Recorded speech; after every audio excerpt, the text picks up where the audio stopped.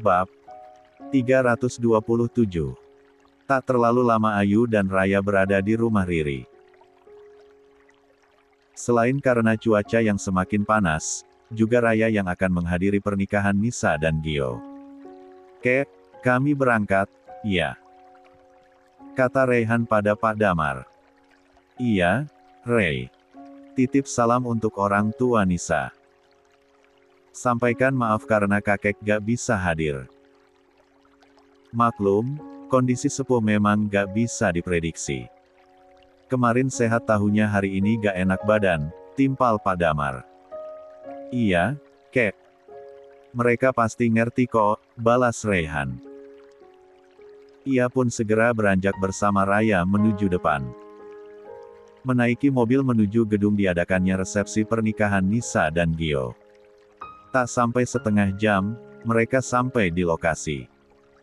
Saat turun dari mobil, karangan bunga berisi ucapan selamat sudah berjejer. Raya dan Reyhan pun mengisi buku tamu lalu menyerahkan kado yang dibawa beserta kado titipan. Setelah itu keduanya memasuki gedung sembari bergandengan tangan.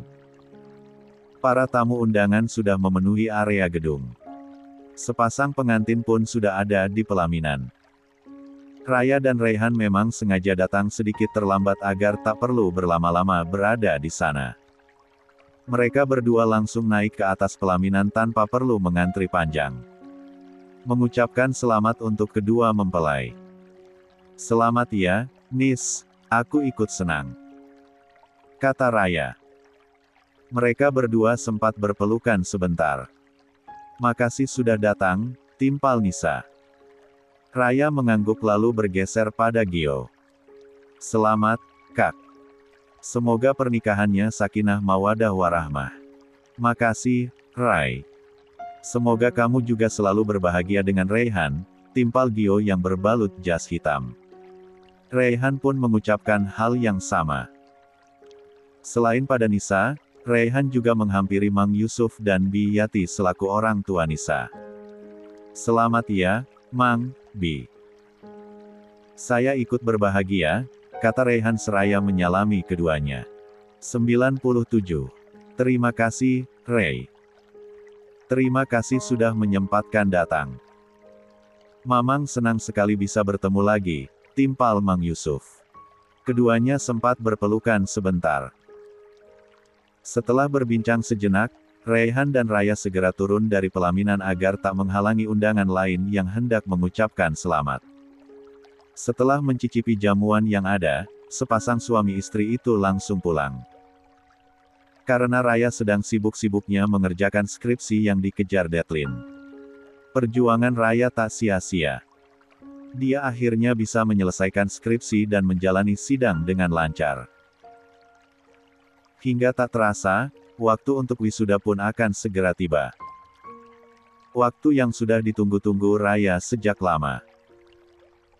Bukan hanya Raya, di tempat berbeda, ada seseorang yang sedang menunggu hari yang sejak lama diimpikan. Raka. Dia pun sedang menunggu hari kebebasannya yang akan segera tiba. Di dalam sel tempatnya bertahun-tahun ini tinggal, bibir Raka tersenyum merekah. Dia sudah tak sabar untuk segera keluar dari tempat tersebut. Bertemu dengan sang buah hati yang selama ini dirindukannya. Apalagi akhir-akhir ini Davin sudah sangat jarang berkunjung karena kesibukannya. Ya Allah, apa yang harus aku katakan saat bertemu lagi dengan anakku nanti? Apa dia akan mengenaliku? Atau justru, Raka tak melanjutkan gumamamnya.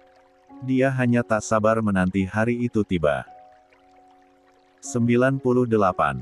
Suasana pagi ini di kediaman Pak Damar terlihat riuh.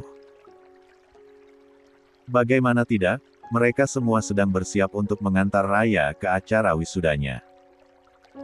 Seluruh anggota keluarga akan turut hadir mulai dari Pak Damar, Davin dan Ayu beserta kedua anaknya, Pak Ardi dan Umi Aminah yang sengaja datang, juga Pak Lukman dan Bu Ratih. Pun Aldi yang akan langsung diantar ke bandara setelah selesai acara wisuda Raya. Ricky sekeluarga pun tak ketinggalan. Dari semua anggota keluarga itu, Davinlah yang paling sibuk. Dia harus mengurus kedua anaknya dulu bergantian. Shafia dan Vino sebenarnya memiliki babysitter masing-masing. Hanya saja, tiba-tiba pagi ini keduanya menjadi manja pada ayahnya sendiri. Mereka yang terbiasa bersama sang ibu sepanjang waktu pun, pagi ini mendadak tak mau dan menolak bujukan Ayu. Via sama mama aja ya mandinya. Papa mau mandiin adek Vino soalnya. Dengan penuh kesabaran, Ayu membujuk sang putri untuk ketiga kalinya. Gak mau. Aku mau mandi sama papa, timpal Via dengan kedua tangan terlipat di D4D. Bibirnya yang mungil mengerucut maju. Kalau gitu, Vino aja yang mandi sama mama. Ayu beralih pada Vino, anak keduanya yang kini sudah berusia lebih dari 1 tahun. Anak laki-laki itu menggeleng kencang sembari memegang kaki Davin. Cama papa, timpalnya cadel dan sangat menggemaskan. 2 hari kemarin, Davin menemang sempat ada pekerjaan di luar kota dan baru pulang semalam. Tak heran, kedua anaknya itu masih sangat nempel pada sang ayah karena takut ditinggalkan kembali. Ya sudah sama papa aja semuanya. Tapi gantian ya. Papa mandiin dulu kakak Via, soalnya yang paling besar. Nanti baru Vino. Davin berjongkok. Mensejajarkan wajah dengan anak laki-laki yang begitu mirip dirinya itu. Vino mengangguk pelan. Dia seolah sudah mengerti apa yang diucapkan sang ayah padahal kata-kata yang bisa dikatakannya masih terbatas. Baguslah. Jadi mama bisa bebas tugas dulu untuk sementara. Karena semua lagi pengen nempel sama papa, kelakar Ayu sembari mengulum senyum. Silakan, Nyonya. Nikmati waktumu, kelakar Davin seraya meraih handuk dan menyelempangkan di pundaknya. Let's go, girl, kita mandi dulu. Biar makin cantik dan wangi, lanjutnya dengan tangan terulur pada Shafia. Biar kayak princess ya, papa, celoteh Shafia. Tangan kecilnya dituntun oleh sang ayah menuju kamar mandi. Ini kan memang princessnya papa, balas Davin. Sepasang ayah dan anak itu akhirnya memasuki kamar mandi. Suara celotehan keduanya masih saja terdengar selama mereka berada di dalam kamar mandi hingga akhirnya keluar lagi. Ye, sudah mandi. Sudah wangi. Anak perempuan yang mengenakan handuk melilit di badan mungilnya itu berseru kegirangan. 99. Sini mama yang pakaikan baju. Papa harus mandikan adek Vino. Tar ketinggalan acaranya Tante Riri loh. Ayu menarik pelan tubuh sang putri. Nanti gak diajak ya, Ma? Tanya Shafia. Iya dong. Soalnya nanti terlambat kalau kelamaan. Kasian Tante Riri, balas Ayu. Ia mulai mengoleskan minyak telon ke badan sang putri. Sementara Davin segera membawa Vino ke kamar mandi. Shafia sudah rapi dan cantik begitu Davin keluar dari kamar mandi. Mengenakan baju putih pink berbentuk gaun selutut juga bando di kepalanya. Davin sampai terpesona melihat kecantikan sang putri. Dan memang selalu terpesona pada putrinya itu. Cantik sekali anaknya papa, puji Davin. Lah sempat mengecup pucuk kepala Shafia setelah menurunkan Vino dari pangkuannya. Iya dong, siapa dulu mamanya, timpal Ayu menahan senyum. Iya. Shafia cantik kan memang turunan dari mamanya. Sama kayak Vino. Ganteng turunan dari papanya, balas Davin tak mau kalah. Baiklah, satu sama alias seri. Tapi lebih baik, Mas cepetan mandi. Keburu telat loh, nanti Raya ngambek. Ini hari spesialnya, Tita Ayu. Siap, sayang. Cuma butuh waktu 5 menit. Davin segera melesat memasuki kamar mandi. Sementara Ayu berganti mendandani anak keduanya dengan baju kemeja lengan panjang dan celana jeans. Meski untuk memakaikan baju anaknya itu pun, butuh waktu dan kesabaran ekstra. Karena Vino memang sedang aktif-aktifnya. Hufet. Ayu mendengus pelan setelah berhasil mendadani kedua anaknya. Lumayan melelahkan karena mereka sama-sama tak mau diam. Ayu yang sudah mandi pun mendadak gerah lagi. Namun untuk mandi kembali rasanya tak mungkin karena waktunya sudah mepet. Ia pun bergegas untuk dandan sederhana tapi tetap terlihat elegan. Tak ingin memperlakukan citra keluarga Adiputra yang terpandang. "Tuh, Mbak Ayu sama Kak Davin," kata Raya saat melihat kemunculan Davin dan keluarganya. "Lama banget." "Hampir ditinggalin," lanjut Raya. "Maaf. Biasa, anak-anak bikin drama," timpal Ayu.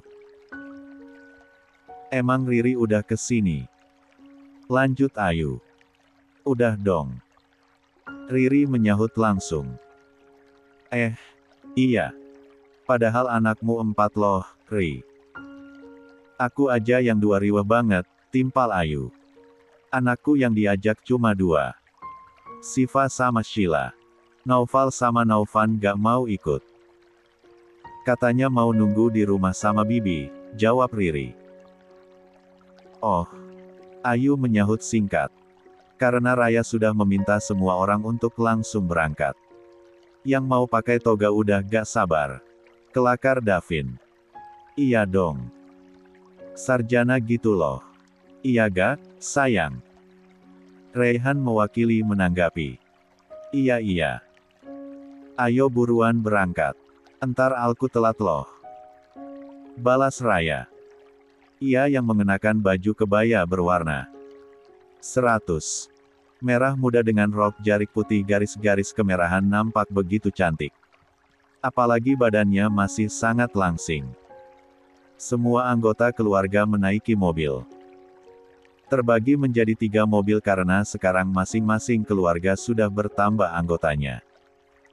Mobil itu melaju beriringan menuju kampus Raya. Semula perjalanan lancar, hanya saja saat sudah hampir sampai ke tujuan, mendadak macet karena kendaraan-kendaraan itu pun ingin ke tempat yang sama. Beruntung polisi lalu lintas dan petugas jalan juga beberapa petugas parkir yang disediakan bisa mengatasi kemacetan tersebut. Hingga mobil seluruh keluarga Pak Damar akhirnya bisa masuk ke area kampus. Raya, sang bintang hari ini yang diantar keluarga, turun dengan jantung berdebar. Di sekelilingnya pun banyak rekan sesama mahasiswa yang ingin sama-sama menjalani wisuda. Saat akan mengajak keluarganya untuk memasuki area wisuda, Raya kebingungan memilih siapa. Karena hanya 2 orang saja yang bisa menyaksikan langsung. "Rai, ajak suamimu dan bapakmu masuk, kami semua biar menunggu di sini," titah Pak Damar seolah mengerti kebingungan Raya. Raya sempat menatap pada Bu Ratih, Umi Aminah dan Pak Ardi. Bagi Raya, mereka pun orang tua Raya, tak ada bedanya. "Gak apa-apa. Masuklah.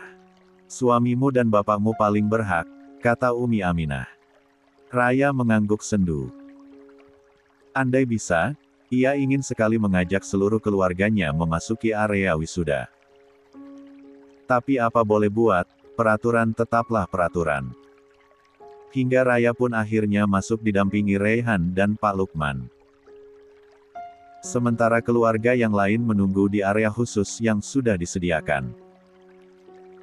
Kursi-kursi begitu banyak berjejer dengan layar raksasa yang akan menampilkan semua kegiatan di dalam. Sehingga meski anggota keluarga yang lain tak bisa masuk, tetap bisa menyaksikan langsung dari layar. Pak Damar dan seluruh keluarga pun duduk di kursi-kursi itu, hanya Davin dan Ricky yang tidak, karena kedua ayah tersebut sibuk menjaga anak-anaknya yang kesana kemari dan tak mau diam. Papa. Mainan. Syafia menunjuk penjual mainan yang berada di sana. Karena di tempat itu dipenuhi juga oleh para penjual makanan dan lainnya. Termasuk bunga. "Mau beli mainan?" tanya Davin. Syafia mengangguk cepat. "Mau. Baiklah. Ayo. Davin menuntun Shavia dan menggendong Vino ke penjual mainan itu. Pilih mau yang mana? Lanjut Davin. Seperti biasa, Shavia memilih mainan boneka Barbie dan beberapa mainan masak-masakan. Sementara Vino menunjuk mobil-mobilan. Melihat Shavia yang membeli mainan, Shiva pun mau. Akhirnya Davin membelikan barang serupa untuk keponakannya itu. 101. Sudah? Sekarang duduk, ya. Lihatin Mbak Raya mau diwisuda. Davin mendudukkan kedua anaknya bersisian. Sementara Ayu hanya mengulum senyum melihat ketelatenan sang suami pada anak-anaknya. Beruntung keluarga Pak Damar bukanlah keluarga yang mewajibkan mengurus anak oleh ibunya saja. Sementara ayahnya cukup mencari nafkah. Tapi mereka adalah keluarga yang mewajibkan sang ayah untuk ikut terlibat dalam hal pengasuhan. Cukup lama menunggu nama Raya dipanggil, akhirnya ia dipanggil juga. Dengan mengenakan jubah wisuda dan topi toga, Raya berjalan menuju podium. Melakukan pemindahan tali dan penyerahan ijazah, mata Raya nampak berkaca-kaca. Begitupun seluruh keluarga. Mereka ikut bangga dan terharu hingga tak sedikit dari mereka yang meneteskan air mata. Apalagi nilai yang didapatkan Raya cukup sempurna. Cita-cita wanita yang kini berusia 23 tahun itu untuk meraih gelar sarjana akhirnya terwujud. Waktu terus berputar. Acara itu pun akhirnya berakhir. Raya dengan berbinar keluar dari tempat tersebut dan menghampiri keluarganya yang lain. Selamat ya, Rai. Selamat, Nak. Selamat Ibu Sarjana. Berbagai ucapan selamat diterima Raya oleh dari seluruh keluarganya. Juga berbagi bunga kini memenuhi tangannya. Sini, sayang, aku bawakan, kata Raihan. Untuk merayakan momen istimewa itu, mereka semua melanjutkan dengan acara makan bersama di sebuah restoran ternama. Sayang, kamu mau hadiah apa? Tanya Raihan pada istrinya yang tengah berbahagia itu. Mereka semua sedang menunggu makanan disajikan. Apa ya? Mata Raya mendelik ke atas. Katakan saja mau apa. Biar aku belikan, lanjut Raihan lagi. Raya mengembuskan napas pelan. Ia lalu meraih tangan Raihan dan meletakkannya di perutnya sendiri. Raihan mendadak diam. Ia tahu persis apa yang dimaksud istrinya itu. Bayi. Satu hal yang tidak bisa Raihan wujudkan karena mutlak bukan kuasanya. Kita ikhtiar lebih giat lagi ya, ujar Raihan pelan. Beruntung seluruh keluarga sedang sibuk dengan bahan obrolannya masing-masing hingga percakapan sens. Raya dan suaminya tak ada yang mendengar. Hingga keluarga yang lain tetap berbahagia merayakan momen keberhasilan Raya. Sayangnya kebahagiaan itu tak lama karena tergantikan dengan momen menyedihkan saat mereka turut mengantar Aldi ke bandara. Adik kandung Ayu dan Raya itu berhasil menunjukkan keseriusannya dalam mengejar pendidikan. Terbukti. 102. Ia lolos dalam tahap beasiswa terkemuka di luar negeri. Semula, Ayu dan beberapa keluarga yang lain merasa keberatan dengan keputusan adik bungsunya itu. Tapi Davin memberi penjelasan bahwa tak mengapa adiknya itu menjalani pendidikan di luar negeri jika demi masa depan yang lebih baik. Aldi itu laki-laki. Langkahnya lebih panjang dibanding perempuan. Biarkan dia menjalani apa yang dia mau selagi itu positif. Kita sebagai keluarganya cukup memberi dukungan, tutur Davin. Dan kini, mereka semua ada di bandara. Mengantar Aldi yang akan mengejar cita-citanya. Jaga diri baik-baik ya, Di. Sering-sering kasih kabar. Kalau ada libur panjang jangan lupa pulang. Dan yang harus kamu ingat, tetap pegang teguh ajaran agama kita dimanapun kamu berada. Salat jangan sampai tertinggal. Pergaulan harus dijaga. Ingat, kamu harus punya prinsip, yang haram tetaplah haram meski semua orang di sekelilingmu melakukannya. Panjang lebar Ayu memberi wejangan untuk adiknya itu.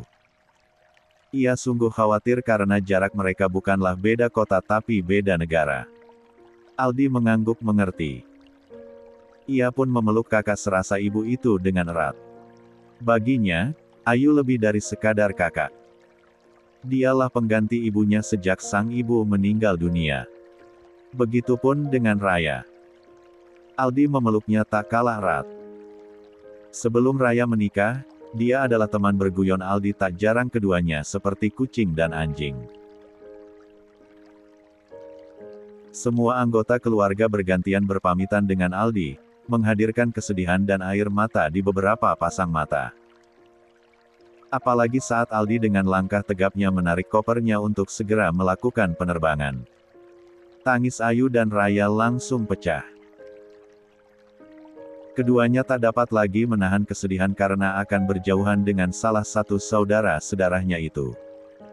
Di tempat berbeda, ada yang merasakan kesedihan berbeda. Namun kesedihan kali ini dibarengi keharuan dan kebahagiaan. Sudah beberapa jam, Raka berdiri di seberang rumah Riki. Di belakang pohon yang ada di sana, dia bersembunyi. Menunggu saat-saat anaknya keluar rumah. Usahanya tak sia-sia. Karena saat matahari mulai redup, Naufal dan Naufan yang tak ikut bersama orang tuanya keluar rumah berbarengan untuk bermain bola. Ditemani Bidarmi dan babysitter lainnya. Van, ayo tendang bolanya. Naufal yang usianya jauh lebih besar memberi pengarahan. Naufan pun kini sudah cukup besar. Usianya sudah 3 tahun dan sudah bisa berkomunikasi dengan lancar. Melihat itu, mata Raka semakin berkaca-kaca. Apalagi saat menyadari jika anak lelaki yang tak jauh darinya itu semakin besar semakin mirip dirinya. Batin Raka pun mulai menimbang-nimbang untuk menemui anaknya langsung saat itu juga atau menundanya. Tentu karena gejolak kerinduan di D4 danya sudah sangat menggebu. Gebu. 103. Raka lupa, kapan terakhir kali Davin menemuinya. Yang pasti sudah cukup lama. Dan Raka paham, ayah dengan 2 anak itu pasti sangat sibuk dengan kehidupannya. Entah itu pekerjaan ataupun keluarga. Raka juga tak mempermasalahkan apalagi sampai merasa kecewa pada Davin. Karena jelas-jelas mengunjungi dirinya di rutan bukanlah kewajiban yang harus selalu ditunaikan Davin. Terakhir, saat Davin datang menemuinya, dia memperlihatkan video Naufan yang baru bisa berlari. Karena menurut cerita Davin, anak yang sudah dianggap anak kandung oleh Riki itu sedikit terlambat pertumbuhannya. Berjalan pun baru di usia 2 tahunan. Itu pun masih kadang terjatuh. Apa terlambatnya perkembangan Naufan gara-gara aku ya? Mungkin darahku terlalu kotor, keluh Raka saat itu. Jangan berpikir seperti itu. Perkembangan setiap anak memang berbeda-beda. Apalagi Naufan lahir prematur dan dari ibu yang mengidap penyakit mematikan. Tapi buktinya dia tetap tumbuh dengan normal. Sekarang malah mulai bisa berlari, timpal Davin. Raka tersenyum mengingat momen kebersamaan terakhirnya bersama Davin. Ternyata apa yang dikatakan Davin memang benar. Naufan tumbuh sehat dan aktif seperti anak lainnya. Kakak, bolanya ke jalan. Lamunan Raka tiba-tiba buyar saat mendengar suara Naufan yang membuatnya semakin terharu. Ternyata anak lelakinya itu sudah lancar dalam berkomunikasi. Telunjuk anak itu mengarah persis ke arahnya. Raka sedikit terperanjat saat bola yang sedang dimainkan 2 saudara itu malah mendekat ke arahnya dan berhenti tepat di depannya. Aku ambil ya, Kak. Jantung Raka begitu berdebar saat melihat kaki mungil Naufan berlari kecil ke arahnya. Raka pun berinisiatif keluar dari persembunyiannya dan mengambil bola yang ada di dekat kakinya. Melihat hal itu, langkah kaki Naufan tiba-tiba terhenti tak lebih dari 1 meter di mana Raka berdiri. Anak laki-laki itu seolah ragu untuk mengambil bola yang ada di tangan Raka. Raka sendiri dibuat semakin haru. Akhirnya dia bisa melihat putranya dari jarak yang teramat dekat. Mengamati sepasang mata sipit yang begitu persis seperti dirinya waktu kecil. Alis tebal dengan hidung mancung. Mau ambil bola ya? Raka memberanikan diri bersuara. Ini, ambillah, lanjutnya lagi sembari melangkah mendekat. Mencoba mengikis jarak agar mereka semakin dekat. Naufan masih melongo. Menatap wajah Raka dengan takut-takut. Ia juga tak berani mengambil bola yang disodorkan oleh lelaki yang sebenarnya ayah kandungnya itu. Jangan takut. Aku, Om, bukan orang jahat kok. Kata Raka berkata lagi karena Naufan belum merespon apa-apa. Raka memang tak pandai basa-basi. Apalagi pada anak kecil. Sampai-sampai dia bingung harus mengatakan apa. Yang ia tahu, dia sangat merindukan putranya itu dan begitu ingin mendekapnya. 104. Raka kembali melangkah. Memberikan bola itu pada Naufan yang masih mematung dengan mata terus menatap dirinya. Anak, Raka hampir saja tak bisa mengendalikan perasaannya. Kedua tangannya sudah terulur ingin memeluk anak yang begitu dirindukannya. Dek, ayo. Tiba-tiba saja Naufal datang dan menarik lengan Naufan lumayan kencang. Kata ibu guru, kita gak boleh bicara sama orang yang gak dikenal. Bahaya. Takutnya dicflik, lanjut Naufal sembari menatap Raka takut-takut. Ayo, buruan. Naufal menarik kembali tangan adiknya itu lebih kencang hingga mulai melangkah untuk menjauhi Raka. Dicflik itu apa, Kak? Tanya Naufan polos. Dimasukkan ke karung terus dicval. Intinya pensflik itu orang jahat, timpal Naufal. Ih, serem.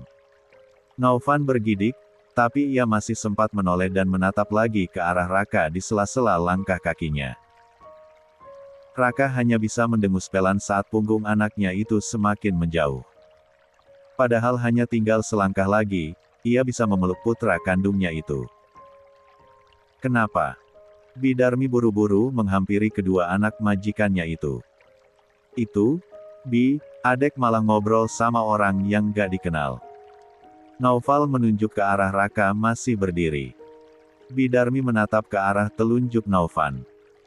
Keningnya berkerut membuat kedua alisnya hampir menyatu. Sudah mainnya. Ayo masuk-masuk. Mandi, sebentar lagi mama pulang. Bidarmi buru-buru menggiring Naufal dan Naufan untuk memasuki rumah.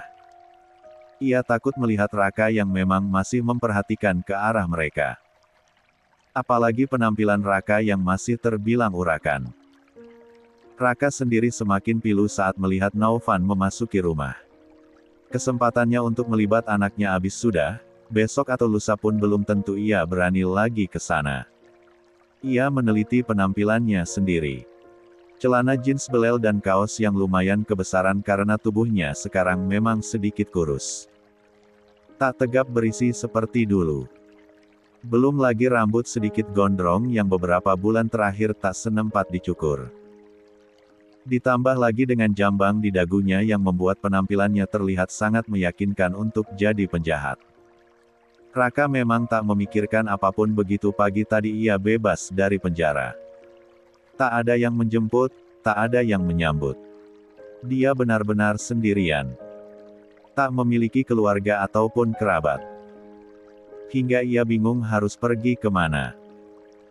Satu-satunya yang terpikir di benak Raka adalah menemui sang putra. Tak memperdulikan hal lain lagi. Hanya ingin menuntaskan kerinduan. Apalagi memikirkan penampilannya yang lumayan berantakan. Tapi kini saat menyadarinya, Raka bergegas meraih tas punggung yang sempat disenderkan di pohon.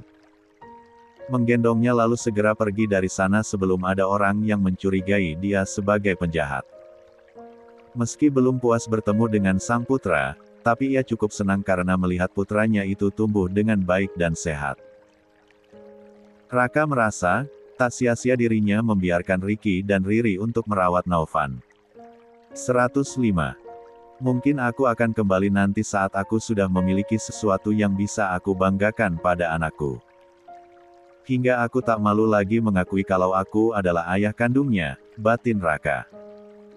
Langkah kakinya begitu limbung dengan penglihatan buram karena tertutup kabut air mata. Sesekali kelopaknya itu diusap demi melihat keadaan sekitar agar lebih jelas. Langkah kaki Raka sempat terhenti saat melewati kediaman Pak Damar. Rumah yang dulunya pernah ditinggali dirinya dalam waktu beberapa tahun saja. Rumah yang menjadi awal mula kerakusan dan ketamakan dalam dirinya mulai terbentuk. Kini, Raka bahkan merasa malu hanya dengan melewatinya saja. Apalagi untuk kembali masuk ke dalamnya. Hingga ia pun buru-buru melangkah dan menjauh dari sana. Berjalan menapaki kedua kakinya yang entah akan membawa dirinya kemana. Tanpa rumah, tanpa tujuan, tanpa harapan. Tak berselang lama, rombongan mobil keluarga Adiputra datang.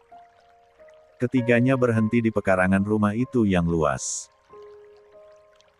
Kemudian para penumpangnya turun bergantian. Ayu dan Davin yang paling duluan. Mereka buru-buru memasuki rumah karena sama-sama menggendong Syafia dan Vino yang ketiduran. Disusul Pak Damar yang juga bergegas memasuki rumah karena ingin buru-buru istirahat. Maklum, usianya yang sepuh sudah sering pegal jika duduk berlama-lama. Setelahnya, baru anggota keluarga yang lain. Itu pun tak langsung masuk dan sempat berbincang dulu.